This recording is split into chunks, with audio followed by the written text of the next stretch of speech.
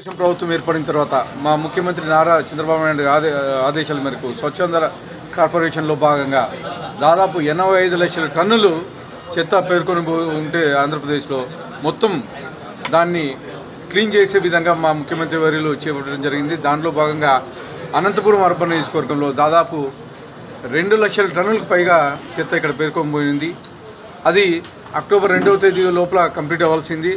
అనివార్య కారణం అంటే వర్షాలు ఎక్కువ పడడం వల్ల ఇంకొక నెల రోజుల లోపల అంటే డిసెంబర్ ఎండింగ్ లోపల మొత్తం చెత్త కానీ క్లీన్ చేసి అక్కడ స్వచ్ఛాంధ్ర కార్పొరేషన్ నుంచి ఒక ప్రాసెసింగ్ యూనిట్ ఏర్పాటు చేసి మిగతా ఏదైతే 12 ఎకరాలు ఉందో 2 ఎకరాలు ఈ ప్రాసెసింగ్ యూనిట్ తీసుకొని 10 ఎకరాలు కానీ ఈ గ్రీనరీ కింద డెవలప్ చేస్తున్నామని చెప్పేసి తెలియజేస్తాను.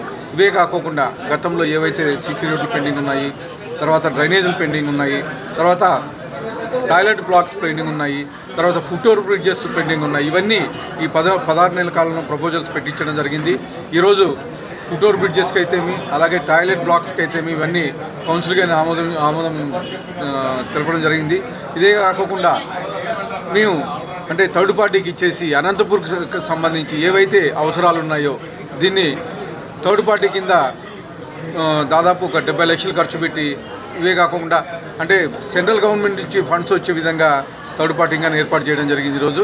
ఇవే కాకుండా అనంతపూర్లో ఏవేవి సమస్యలు ఉన్నాయో అవన్నీ క్షుణ్ణంగా పరిశీలించి మేము ఈ ఎస్టిమేషన్ లేపించేసి చేయించడం జరుగుతుంది. ఇవే కాకుండా 80 ఫీట్ రోడ్ అయితే ఏమి అలాగే రుద్రంపేట ఇవన్నీ ఈ రోడ్లన్నీ దాదాపు 10-12 ఏళ్ళ నుంచి పెండింగ్ ఉండేవి. మా ఈ 16 నెలల కాలంలో దాదాపు 120 కోట్ల రూపాయలతో అనంతపురం కార్పొరేషన్లో మేము వర్కులు చేయడం జరిగింది. ముఖ్యంగా డ్రైనేజ్ వ్యవస్థని బాగా అధ్వానంగా ఉన్నింది. దాన్ని ఈరోజు ఈ 16 నెలల కాలంలోనే మేము చాలా అంటే ఎక్కడ డ్రైన్లు ప్రాబ్లం లేకోకుండా చేయడం జరిగింది. ముఖ్యంగా గత సంవత్సరంలో వర్షాలు వచ్చి రజక్ నగర్ ఇలా తర్వాత ఒక 5-6 కాలనీలు మునిగిపోతే గత సంవత్సరం కన్నా ఎక్కువ వర్షాలు వచ్చినా కానీ నీళ్లు కాలనీలకు రాకోకుండా పోయే విధంగా చర్యలు తీసుకున్నాం. అలాగే రుద్రంపేట కానీ ఒకటి ప్రాబ్లం ఉంది. ఆ రుద్రంపేట కానీ పర్మనెంట్గా వాటర్ పోయేటట్టుగా చర్యలు తీసుకుంటామని చెప్పేసి తెలియజేస్తాను.